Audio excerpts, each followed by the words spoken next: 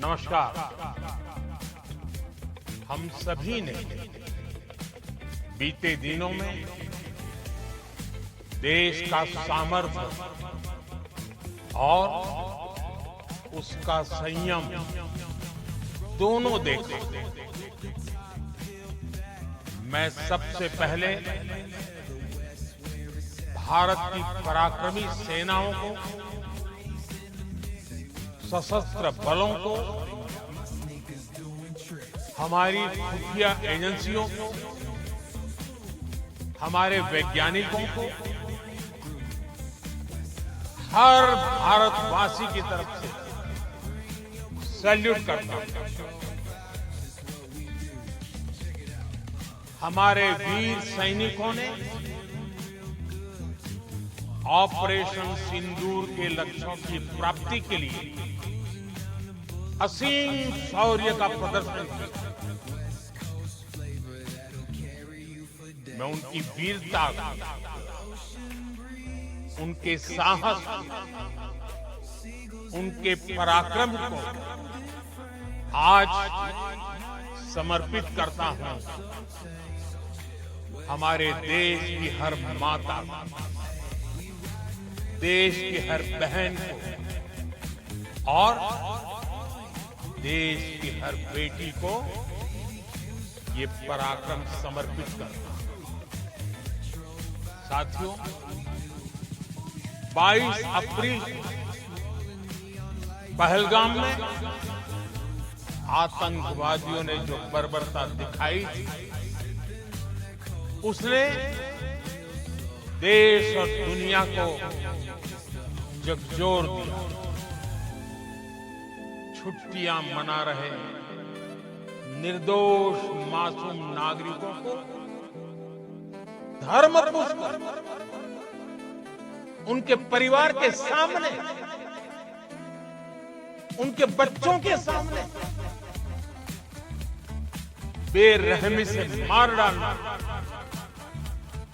यह आतंक का बहुत विभत्स चेहरा था, क्रूरता था। ये देश के सद्भाव को तोड़ने की घिनौनी कोशिश भी थी। मेरे लिए व्यक्तिगत रूप से ये पीड़ा बहुत बड़ी थी।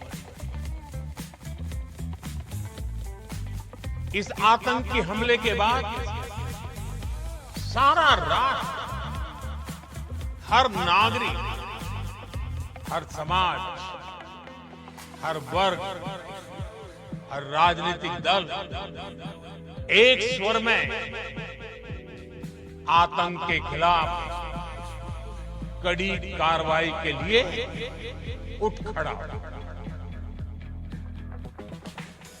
हमने आतंकवादियों को मिट्टी में मिलाने के लिए भारत की सेनाओं को पूरी छूट दी और आज हर आतंकी, आतंक का हर संगठन जान चुका है कि हमारी बहनों बेटियों के माथे से सिंदूर हटाने का अंजाम क्या होता है। साथियों, ऑपरेशन सिंदूर ये सिर्फ नाम नहीं, ये देश के कोटि-कोटि लोगों की भावनाओं का प्रतिबिंब है। ऑपरेशन सिंदूर न्याय की अखंड प्रतिज्ञा है।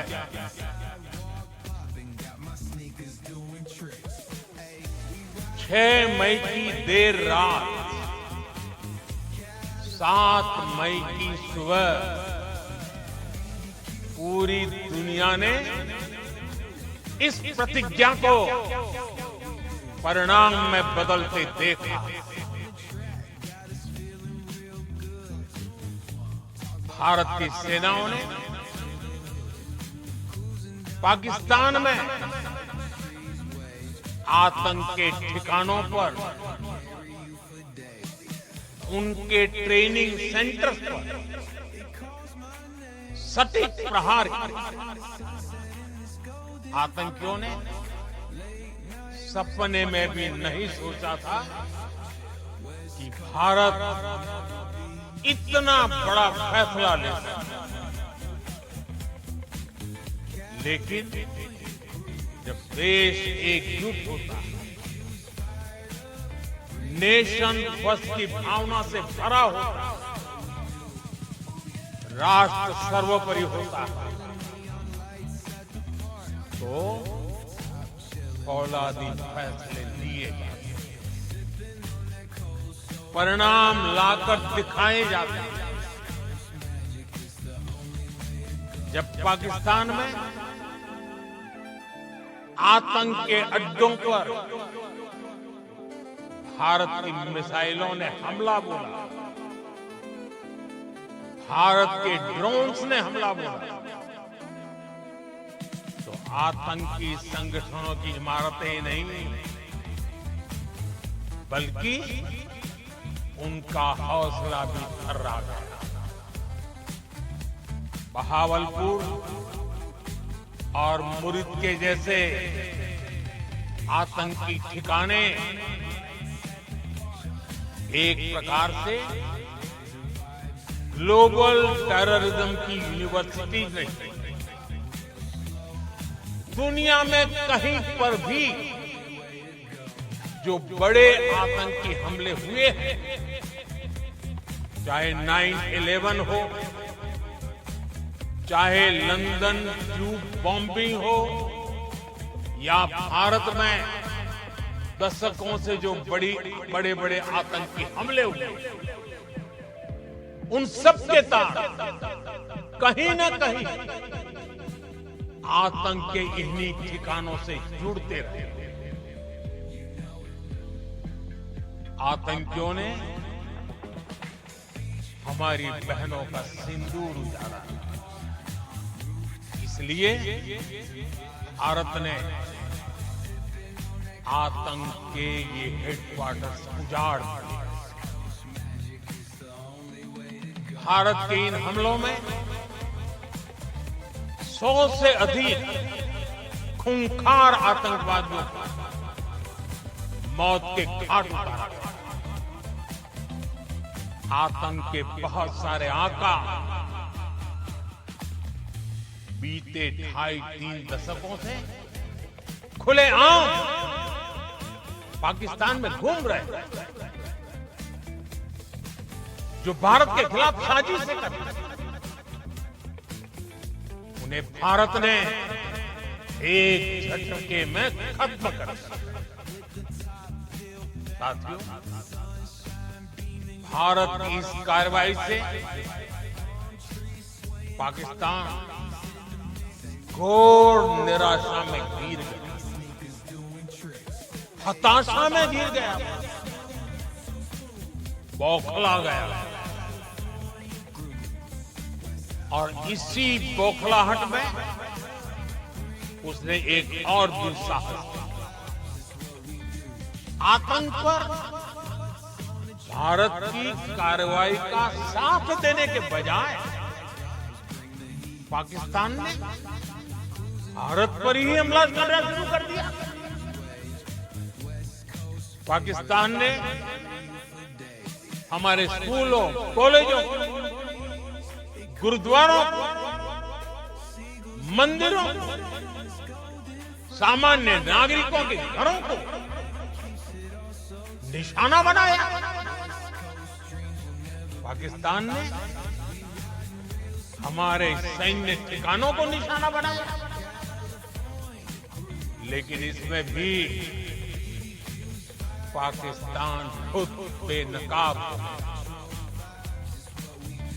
दुनिया ने देखा कि कैसे पाकिस्तान के ड्रोन, पाकिस्तान की मिसाइलें भारत के सामने तिनके की बिखर गई। भारत के सशक्त एयर डिफेंस सिस्टम ने उन्हें आसमान में ही नष्ट कर दिया। पाकिस्तान की तैयारी सीमा पर वार की, लेकिन भारत ने पाकिस्तान के सीने पर वार कर दिया। भारत के ड्रोन्स, भारत की मिसाइलों ने सटीकता के साथ हमला किया। पाकिस्तानी वायुसेना के उन एयरबेस को नुकसान पहुंचा, जिस पर पाकिस्तान को बहुत घमंड था। भारत ने पहले 3 दिनों में ही पाकिस्तान को इतना तबाह कर दिया जिसका उसे अंदाजा भी नहीं था। इसलिए भारत की आक्रामक कार्रवाई के बाद पाकिस्तान बचने के रास्ते खोजने लगा। पाकिस्तान दुनिया भर में तनाव कम करने के लिए गुहार लगा रहा और पूरी तरह पिटने के बाद इसी मजबूरी में 10 मई की दोपहर को पाकिस्तानी सेना ने हमारे डीजीएमओ को संपर्क किया। तब तक हम आतंकवाद के इंफ्रास्ट्रक्चर को बड़े पैमाने पर तबाह करते, आतंकियों को मौत के घाट उतार दिया गया। पाकिस्तान के सीने में बसाए गए आतंक के अड्डों को हमने खंडहर बना दिया। इसलिए जब पाकिस्तान की तरफ से गुहार लगाई गई, पाकिस्तान की तरफ से जब ये कहा गया कि उसकी ओर से आगे कोई आतंकी गतिविधि और सैन्य दुस्साहस नहीं दिखाएगा, तो भारत ने भी उस पर विचार किया। और मैं फिर दोहरा रहा हूं, हमने पाकिस्तान के आतंकी और सैन्य ठिकानों पर अपनी जवाबी कार्रवाई को अभी सिर्फ स्थगित किया है। आने वाले दिनों में हम पाकिस्तान के हर कदम को इस कसौटी पर मापेंगे कि वो क्या रवैया अपनाता है। साथियों, भारत की तीनों सेनाएं, हमारी एयरफोर्स, हमारी आर्मी और हमारी नेवी, हमारी border security force BSF, Bharat के अर्धसैनिक बल लगातार अलर्ट पर है। सर्जिकल स्ट्राइक और एयर स्ट्राइक के बाद अब ऑपरेशन सिंदूर आतंक के खिलाफ भारत की नीति है। ऑपरेशन सिंदूर ने आतंक के खिलाफ लड़ाई में एक नई लकीर खींच दी, एक नया पैमाना, न्यू नॉर्मल तय कर दिया। पहला, भारत पर आतंकी हमला हुआ तो मुंह तोड़ जवाब दिया जाए। हम अपने तरीके से, अपनी शर्तों पर जवाब देकर रहे हैं। हर उस जगह जाकर कठोर कार्रवाई करेंगे जहां से आतंकी जड़ें निकलती हैं। दूसरा, कोई भी न्यूक्लियर ब्लैकमेल भारत नहीं सहेगा। न्यूक्लियर ब्लैकमेल की आड़ में पनप रहे आतंकी ठिकानों पर भारत सटीक और निर्णायक प्रहार करेगा। तीसरा, हम आतंक की सरपरस्त सरकार और आतंक के आकाओं को अलग अलग नहीं देखेंगे। ऑपरेशन सिंदूर के दौरान दुनिया ने पाकिस्तान का वो घिनौना सच देखा है, जब मारे गए आतंकियों को विदाई देने पाकिस्तानी सेना के बड़े बड़े अफसर उमड़ पड़े। स्टेट स्पॉन्सर्ड टेररिज्म का ये बहुत बड़ा सबूत है।